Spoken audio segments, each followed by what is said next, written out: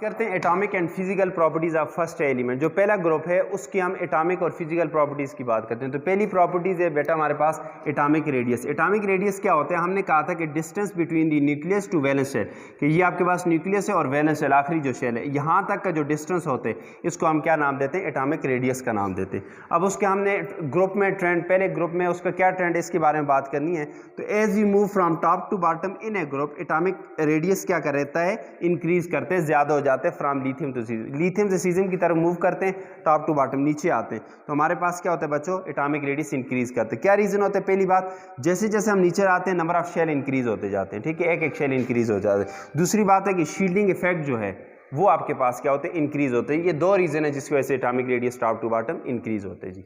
Second property है बच्चों हमारे पास कि उसको हम बोलते हैं कि ट्रेंड इन आयोनाइजेशन एनर्जी। आयोनाइजेशन एनर्जी का क्या ट्रेंड होता है पहले ग्रुप में? तो देखें आयोनाइजेशन एनर्जी क्या होती है कि हम कहते हैं कि minimum amount of energy required to remove the valence electron from the valence shell of an isolated gaseous atom. कि कोई एटम है, आइसोलेटेड है गैसियस स्टेट में, उसके वैलेंस शेल से इलेक्ट्रॉन को निकालने के लिए जो एनर्जी चाहिए होती है बच्चों, उसको हम क्या बोलते हैं? Ionisation energy. ये इलेक्ट्रॉन है, यहाँ से इसको निकालने के लिए जो हमें एनर्जी चाहिए होगी उस एनर्जी को हम क्या बोलेंगे? आयोनाइजेशन एनर्जी बोलेंगे। अब ग्रुप में इसका क्या ट्रेंड है? तो जब हम मूव करते हैं from top to bottom in a group, ionisation energy क्या करती है? वो डिक्रीज करती है, कम होती जाती है जी। लिथियम से सीजियम की तरफ आते हैं तो ऊपर से नीचे आती है, आयोनाइजेशन एनर्जी क्या होती है? कम होती है। रीजन क्या है? पहली बात, एटॉमिक साइज क्या होते हैं? इंक्रीज होते हैं, ये रीजन है। अगर एटॉमिक साइज इंक्रीज होते तो उससे ऐसा क्या होता है कि जिससे आयोनाइजेशन एनर्जी इंक्रीज होती है? बच्चों याद रखें कि एटॉमिक साइज जब इंक्रीज होगा कि distance between nucleus and valence shell वो क्या होगा? इंक्रीज होगा। कि जो न्यूक्लियस है और उसका जो वैलेंस इलेक्ट्रॉन है या वैलेंस शेल है उसके दरमियान डिस्टेंस बढ़ जाएगा, तो न्यूक्लियस का उसके ऊपर होल्ड जो है वो आपके पास क्या होगा? कम होगा। तो उसको थोड़ी सी एनर्जी मिलेगी, वो क्या होगा? वहाँ से निकल जाएगा। इसका मतलब आयोनाइजेशन एनर्जी कम हो जाती है। दूसरी बात फिर वही आएगी कि शील्डिंग इफेक्ट आपके पास क्या होते हैं? इंक्रीज होते हैं। ये दो रीजन है जी। तीसरी हमारे पास प्रॉपर्टीज है जिसको हम बोलते हैं कि ट्रेंड इन इलेक्ट्रोनेगेटिविटी। इलेक्ट्रोनेगेटिविटी क्या होती है? इसका ट्रेंड क्या होता है? तो इलेक्ट्रोनेगेटिविटी होती क्या है कि हम कहते हैं tendency of an atom to attract the shared pair of electron towards itself.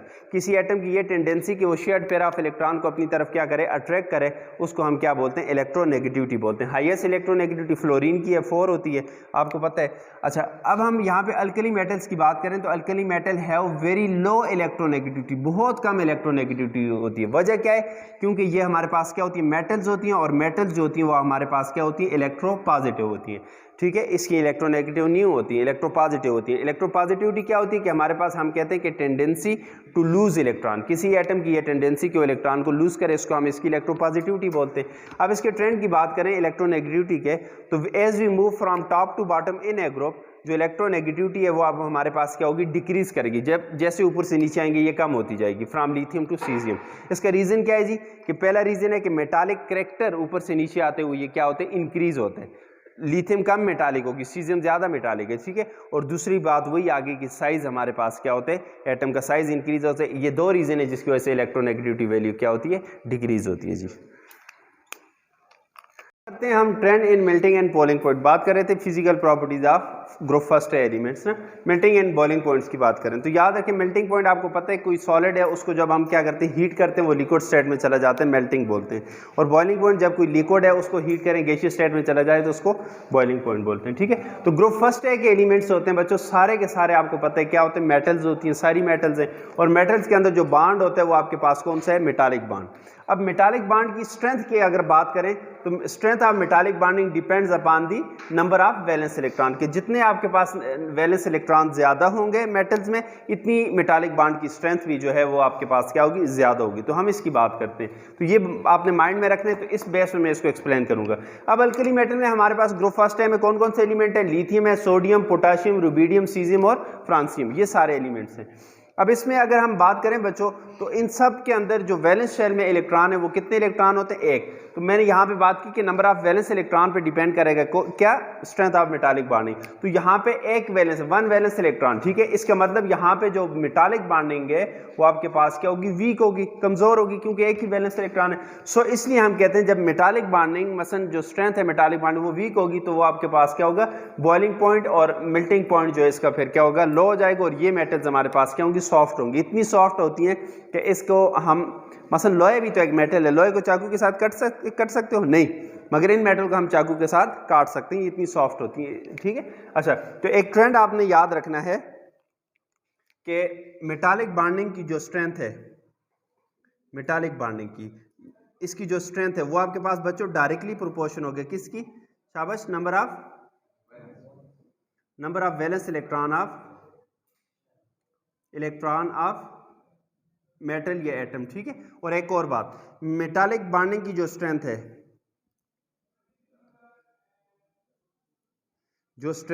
ये आपके पास क्या होगी, ये आपके पास डायरेक्टली प्रोपोर्शन होगी melting point and boiling point के, ठीक है।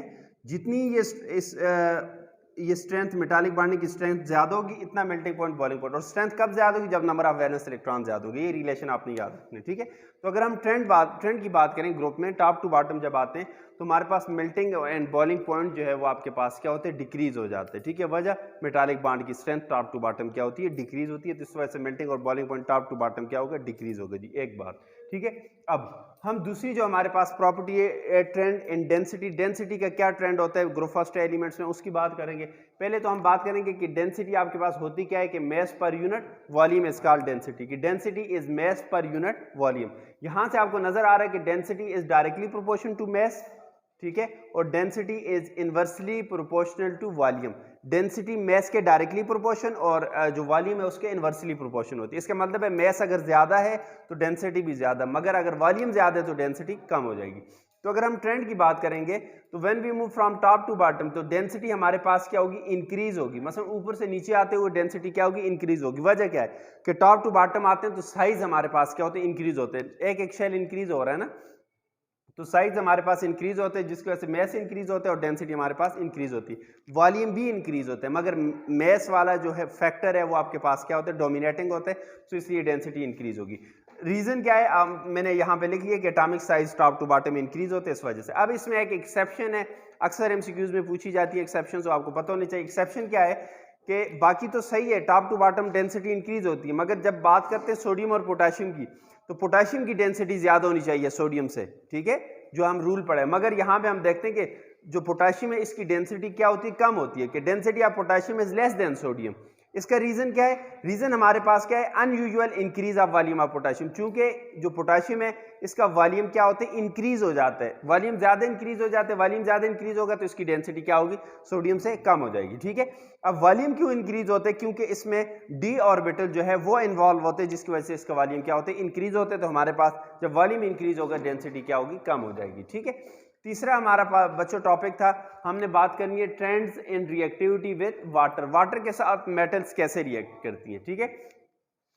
याद रखें ग्रुप फर्स्ट है, एलिमेंट्स जो हैं ये सारी की सारी आपके पास क्या है, मेटल्स हैं। और मेटल्स जो होती हैं ये हमारे पास क्या होती है, गुड रिड्यूसिंग एजेंट होती है। इलेक्ट्रोपॉजिटिव होती हैं तो हमारे पास क्या होती है, गुड रिड्यूसिंग एजेंट होती है। अब ये कैसे रिएक्शन करेंगी कि मेटल्स को जब हम क्या करेंगे, वाटर के साथ रिएक्शन कराएंगे, तो हमारे पास ये इस वाटर को क्या करेंगे, रिड्यूस करेंगी, और यहाँ से क्या होगा, हाइड्रोजन गैस रिलीज होगी। तो मैंने यहाँ मेंशन किया कि ये मेटल्स क्या करेंगे, reduce water and release hydrogen, और हाइड्रोजन गैस आपके पास क्या होगी, रिलीज होगी। अब जनरल अगर इसका रिएक्शन करना चाहें, होता क्या है कि मेटल क्या करते हैं, एक इलेक्ट्रॉन लॉस करते हैं, M+1 में चले जाते हैं और एक इलेक्ट्रॉन यहां से निकल जाते हैं। इस इलेक्ट्रॉन को वाटर क्या करते हैं, एक्सेप्ट करते हैं, और हमारे पास क्या बनता है, हाइड्रोजन बनते हैं, साथ OH नेगेटिव आयन बनते हैं। ओवरऑल रिएक्शन हम लिखें तो metal plus hydrogen, sorry metal plus water. अब ये M मैंने जनरल लिखा है, M क्या हो सकते हैं, लिथियम भी हो सकते हैं, सोडियम, पोटेशियम, रुबिडियम और सीजियम, कोई भी मेटल हो सकती है, ठीक है। जब वाटर के साथ रिएक्शन करेगी तो एक बनेगा इसका हाइड्रोक्साइड, लिथियम है तो लिथियम हाइड्रोक्साइड, सोडियम है तो सोडियम हाइड्रोक्साइड, पोटेशियम है तो पोटेशियम हाइड्रोक्साइड, ठीक है। तो उसका हाइड्रोक्साइड और साथ हमारे पास क्या होगी, हाइड्रोजन गैस रिलीज हो जाएगी, ठीक है। अब इसके ट्रेंड की बात करें कि रिएक्टिविटी का ट्रेंड क्या है, तो याद रखें top to bottom reactivity of metal increase. ऊपर से जब नीचे आते हैं तो मेटल की रिएक्टिविटी इंक्रीज होती है। रीजन क्या है बच्चों, इसका रीजन क्या है, शाबाश। तो इसका रीजन हमारे पास क्या है, मैं यहाँ पे लिखता हूँ। इसका रीजन क्या है कि हमारे पास चूंकि आयोनाइजेशन एनर्जी जो है वो आपके पास क्या करेगी, डिक्रीज करेगी। तो जब आयोनाइजेशन एनर्जी डिक्रीज होती है तो मेटल की रिएक्टिविटी इंक्रीज हो जाती है। याद रखें मेटल्स की रिएक्टिविटी हम आयोनाइजेशन एनर्जी की बेस पे एक्सप्लेन करते हैं, और नॉन मेटल की जो रिएक्टिविटी है वो इलेक्ट्रॉन एफिनिटी की बेस पे। मेटल की अगर आयोनाइजेशन एनर्जी कम है तो वो ज़्यादा रिएक्टिव होगी, और अगर नॉन मेटल की इलेक्ट्रॉन एफिनिटी ज़्यादा है तो वो ज़्यादा रिएक्टिव होगी, ठीक है। इसमें इसको आपने माइंड में रखने। तो हम देखें हमारे पास मेटल्स में लिथियम, सोडियम, पोटाशियम, रुबीडियम और सीजियम आते हैं। लिथियम स्लोली वाटर के साथ रिएक्शन करते हैं, रिएक्शन यही होता है मगर स्लो होता है, ठीक है।